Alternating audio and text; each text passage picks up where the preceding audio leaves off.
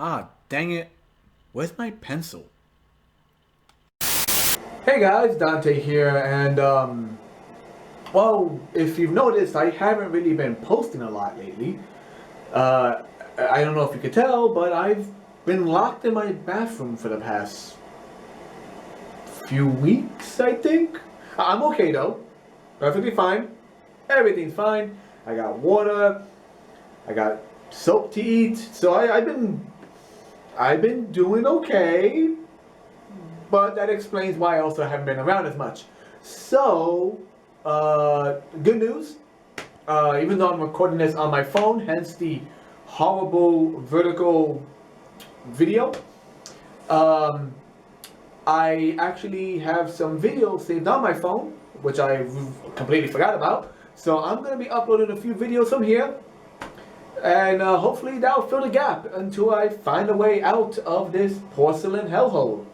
So, yeah. I mean, it's not much different than regular quarantine. But like I said, so enjoy this video. It was recorded from my Instagram feed a while back, so it's pretty much a live stream condensed for your viewing pleasure. Later. All right. So let's start off. Hey guys, Dante here, and welcome back to the first live stream on Instagram I've done in quite some time. T.R.I.X, thank you for joining. Hey, Pal Comic Con, thank you for joining as well. So I'm just going to be doing some inking today. I went ahead and did some preemptive sketching of one of my older characters, Kaden, who is essentially a monster slayer. I'm dropping my stuff. Essentially a monster slayer of some type, who just never seems to get any rest or any break. So yeah, we're gonna just ink it just for fun.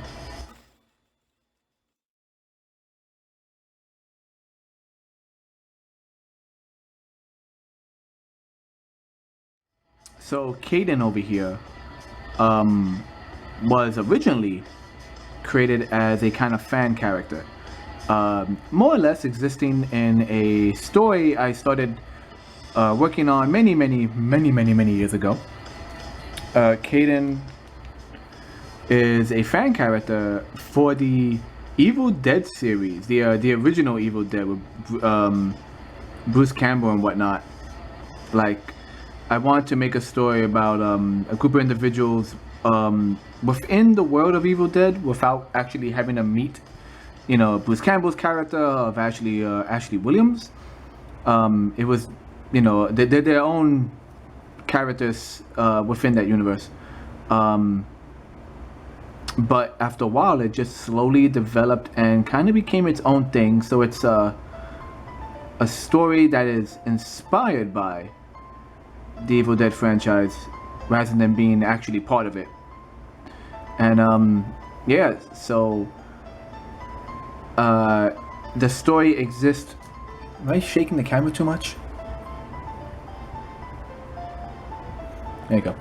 The story primarily exists in storyboard format and sketches, not so much as a written format. So it's storyboard, sketches, and it's in my head. So I need to take time to actually write it out a bit more.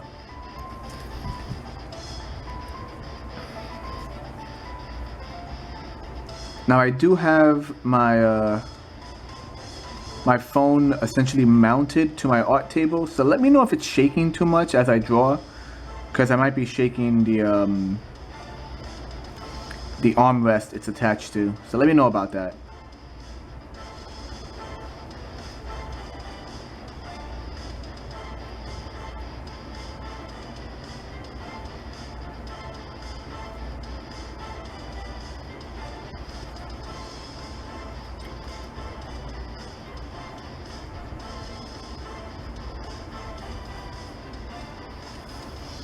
Now, Kaden here is an interesting character in terms of how his basic design kind of came into existence.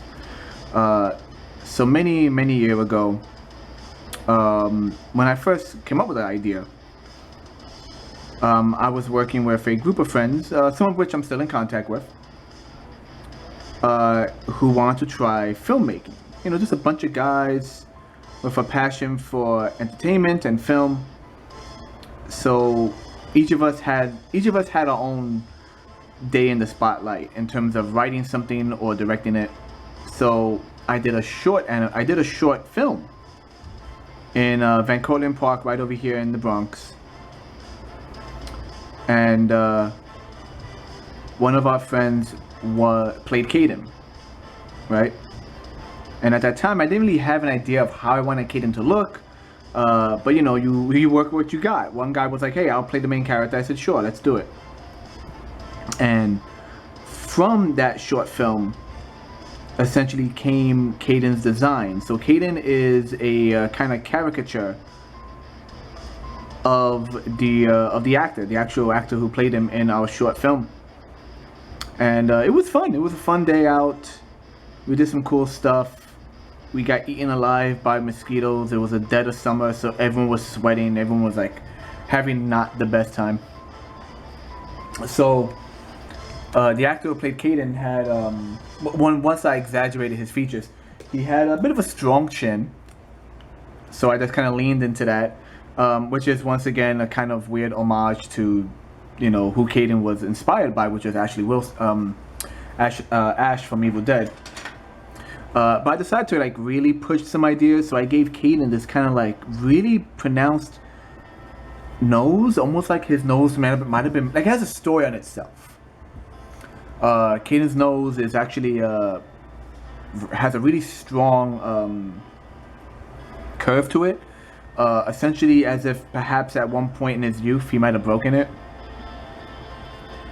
So like, think of the protagonist, or one of the protagonists from Sin City, Harv or Marv. Kaden kind of has that nose, and you know, to keep things simple, I just gave Kaden a kind of military buzz cut. Just his head just kind of sticks forward, and yeah, that was it. Just like that's how Kaden's base look kind of came into play. Also, during the movie, the actor who played Kaden tended to do this thing where he would get angry and kind of jut out his bottom jaw just slightly, like it was just like something he did. And I kind of give Kaden that too. He tends to jut out his bottom jaw, or he tends to suck in his top lip. When he gets angry, he kind of shows his top teeth, just kind of sinks inward. And those are traits I try to keep with him. Now, as for the story in which Kaden exists in is the I forget, there's a Japanese term for it, about a person who gets whisked away to a fantasy world. So in this case, it's not fantasy. Kaden finds essentially a type of key. It's not a key, it's called a key. It's more like an amulet that's broken into several mechanical parts. And he more or less stumbles upon it. He doesn't really find it, but rather he stumbles upon a villainous individual, a monstrous individual, who's trying to get their hands on it. And it gets activated and sends Kaden and originally a handful of people, not just him, but it sends a handful of people into a kind of in-between world. It's not purgatory, but what it really is essentially halfway between Earth and some kind of nether world, because of course the villains want to reach Earth, they want to get to Earth, and they need this key to do it. And that's the story. Kaden and this handful of people are like trapped in this nether world, and they have to like find a way back home while fighting these possessed human beings. So kind of like deadites, kind of like zombies. But yeah, they're just stuck there. And that was kind of the story as Kaden slowly goes insane, because the idea is that he's actually a pretty nice guy. He's pretty chilled, pretty nice. He like helps his neighbor move furniture and stuff. She's an old lady. He's like a construction worker of some type. He does like a lot of hands-on work. So he has like a in a kind of an inventive nature to himself. But then he just slowly starts to go more and more crazy, dealing with like the monsters of the universe. And he develops into this not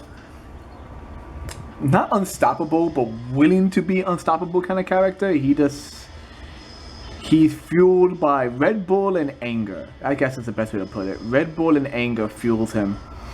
He is far past the point where he is afraid of monsters. He is far past the point.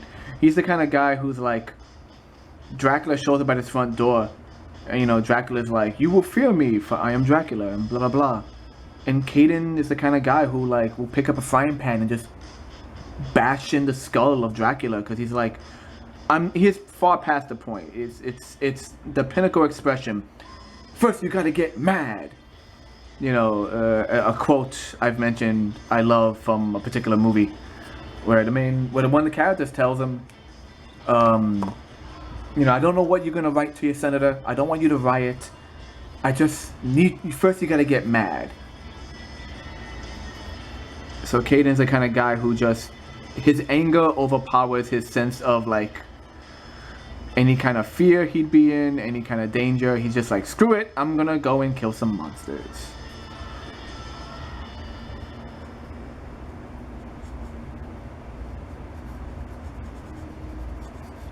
And yes, there's lots of blood and gore.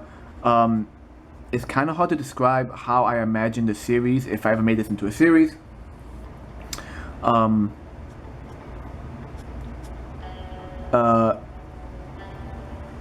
It's kind of like dark comedy in a way. I don't know. It's shenanigans. Think of the way the MCU is done, where it has a bit of a tonal shift back and forth. Kaden fights these horrible human shape-shifting monsters. Think of John Carpenter's The Thing. Yeah, John Carpenter's The Thing. He fights creatures like that. Just, they were once human, but they're horribly disfigured and twisting and turning, which is the real fear and horror of it. But at the same time, you're watching this guy just stumble through his existence trying to get back home. And because he's a little crazy, he does crazy things. And some of you may ask, what crazy things are you talking about? What kind of crazy things he does?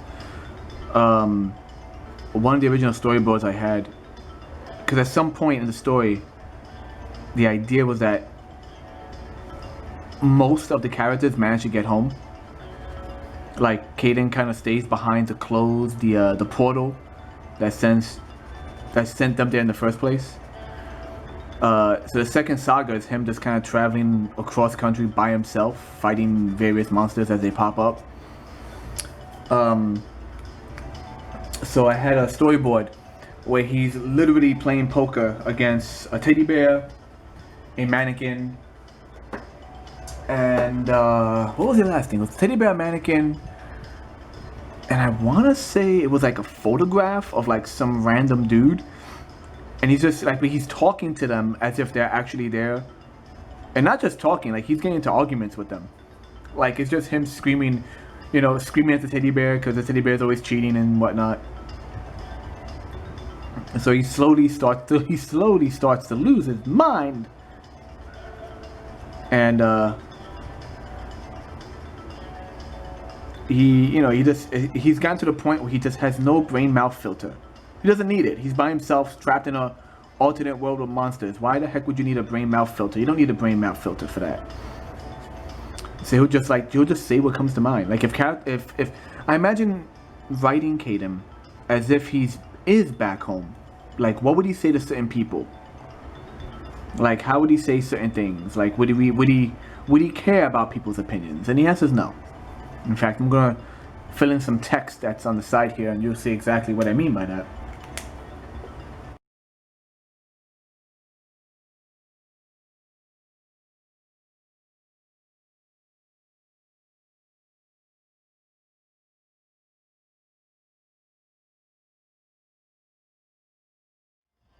Now, one of the characteristics I imagine about Kaden, since he quite literally is fighting these unholy creatures from the dark netherrealm or hell or whatever, he's basically just fighting these creatures of pure darkness that just want to eat his soul, and maybe his brain. I don't know, maybe. He has a strong sense of black and white. Like, good is good, evil is evil. Like, it's not about like. It's not about fine details. Which is funny. Hold on.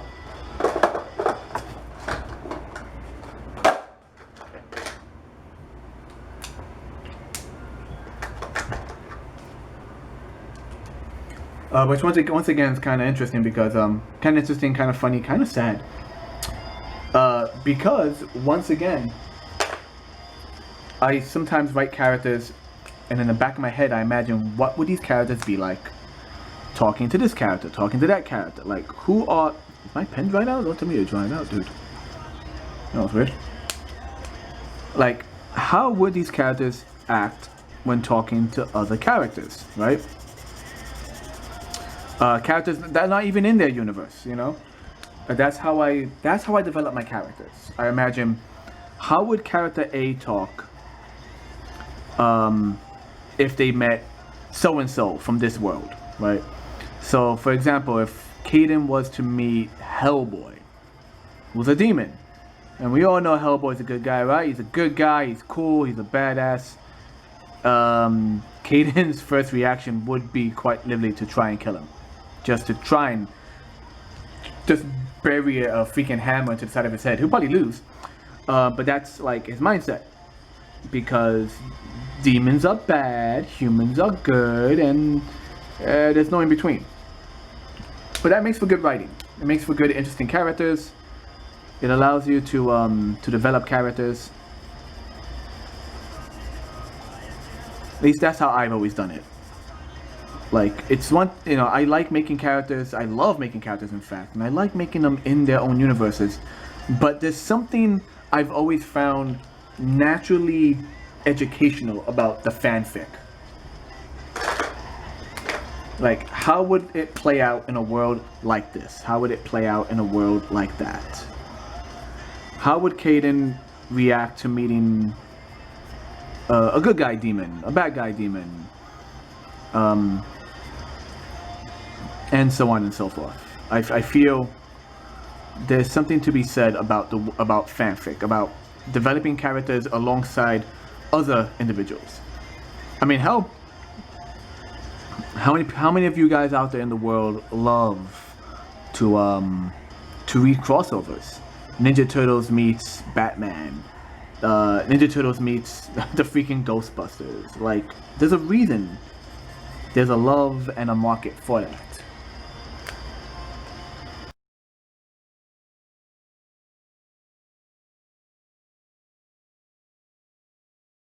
You might notice the heavy bags I give him under his eyes. Kaden does not sleep well.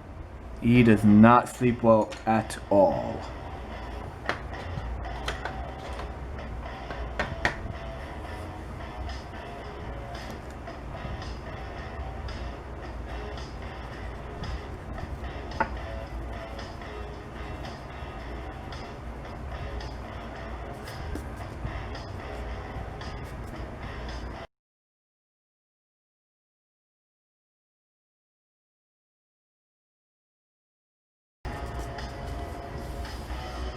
Let us draw some of the villains, the deadheads, the deadites, the zombies, the whatever you want to call them, from Kaden's story. For now, we call it The Key. It's a working title. And one of them... Oh, do I have a sketch of them? Oh, I don't have a sketch.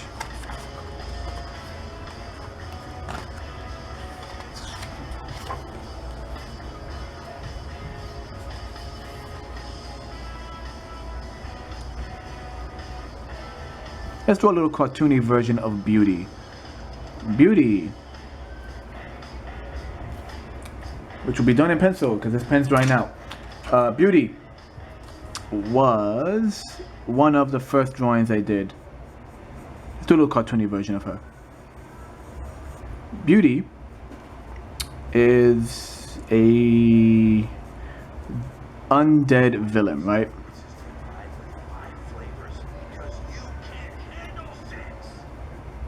And she's essentially a hot bod, a very hot body with a skull for the upper torso.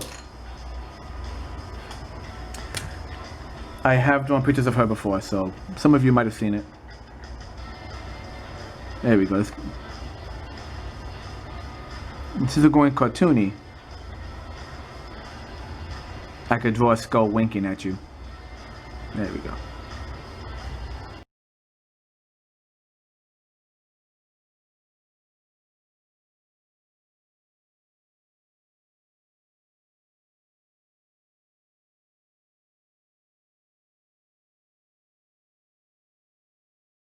So beauty is what happens when you take a attractive female model and then stick her head, basically stick her collarbone from the head up in a microwave.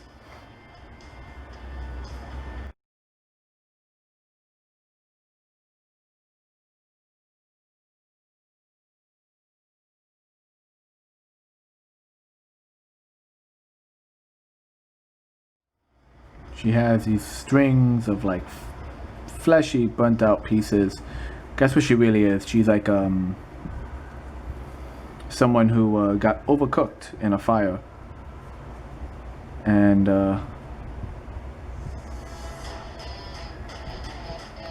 now she's this walking demonic possessed corpse that believes she is the most beautiful thing put on the planet. And can you blame her? Look at her.